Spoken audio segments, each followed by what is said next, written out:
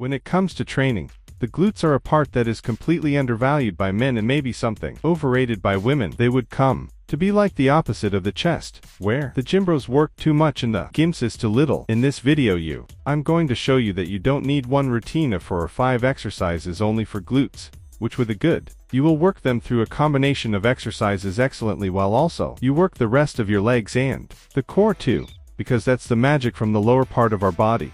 Planning a good routine with compound exercises, you work on simultaneously several groups muscles at the same time to maintain it. Simply put, and without complicating things, I'll divide the gluteus maximus is divided into 2 parts. I will talk about exercises for the gluteus maximus, which is the main and largest muscle, which we will work on with exercises compounds. And I'll also talk about the gluteus maximus middle, which is the upper part of rear, and it's the muscle that makes it. We want to see that round shape. For this, I'll give you some isolation exercises. Also keep in mind that this is a tier list, in which I'm going to classify some exercises are some better than others, but this does not mean that those of rank. The lower the price, the worse it is and what you have to avoid them. My main goal is explain clearly how to combine them and so you can make a selection for incorporate them into your own routine. That said, okay, let's begin. Barbell squat. Barbell squat. The squat is an exercise that everyone does the world knows to work quadriceps. However,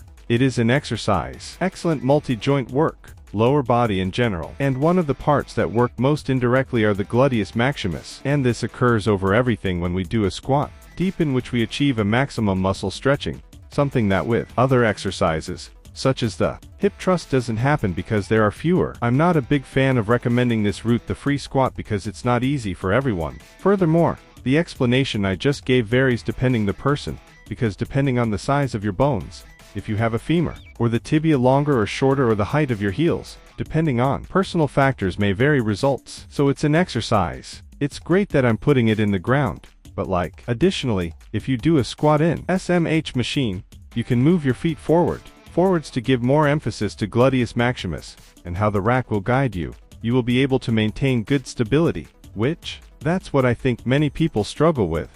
So if this is what you're looking for, it would be tier S. We continue with the hip thrust. Hip thrust. I just said that this exercise did not. It has as much stretch range as the squat, but here we're going to see why. What is important to know how to combine exercises. The hip thrust is the most popular exercise for glutes because it works on all parts of the gluteus maximus at the same time, and I also like it because it also works the heart in a way indirect. If I had to choose in my routine with just one exercise for glutes, this would be it. That's why I'm putting it in tiers. But it has a couple of problems that you have.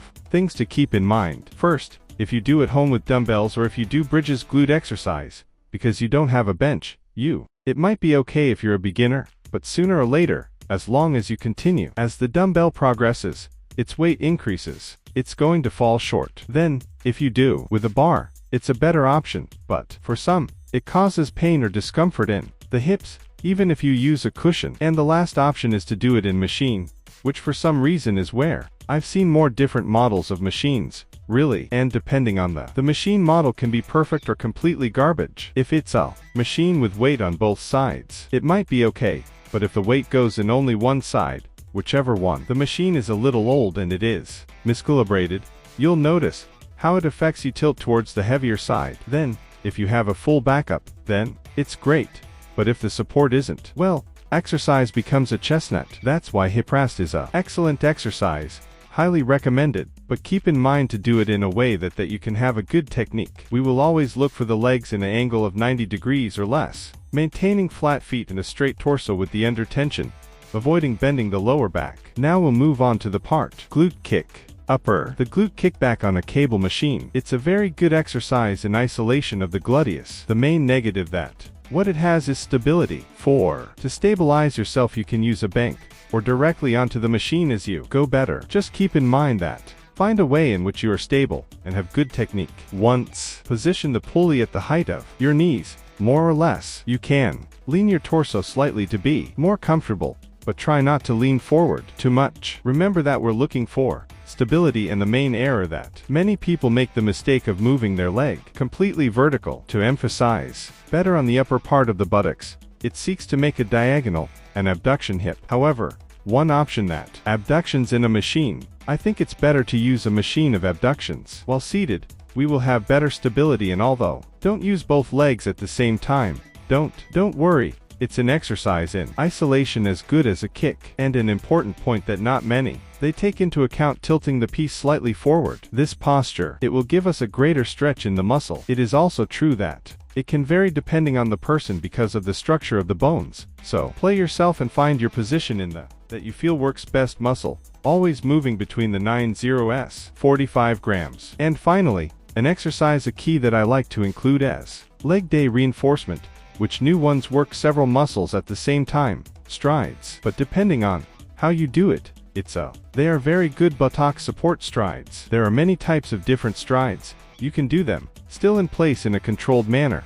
This is ideal for beginners, or you can do them while walking. This second one, this option is more effective for the buttocks, especially if you focus on making a long stride. The only thing I don't like about this exercise generates quite a lot fatigue. On one hand, there's cardio, which this will depend on each individual, but also then there is the fatigue in the forearms. If you use light dumbbells, you will tire less, but the exercise will be somewhat less effective for profit muscular. And if you use dumbbells a lot weight, it will be somewhat more effective, but they will tire you more. Choose what works best for you. While my personal opinion of the best option is to avoid stagnation in a Smith machine, since when using a bar you can increase the weight without problems and will also guide you through the whole route, which helps a lot to do a good technique with a stable posture. And a little trick too, to work the glutes more, use a raised surface to give it more muscle stretch. It would be, among quotation marks, the equivalent of taking steps long strides with dumbbells. As I said at the beginning, to create a good routine isn't about searching the absolute best exercises that they always work, because this varies depending on the person and the different types of bodies. For example,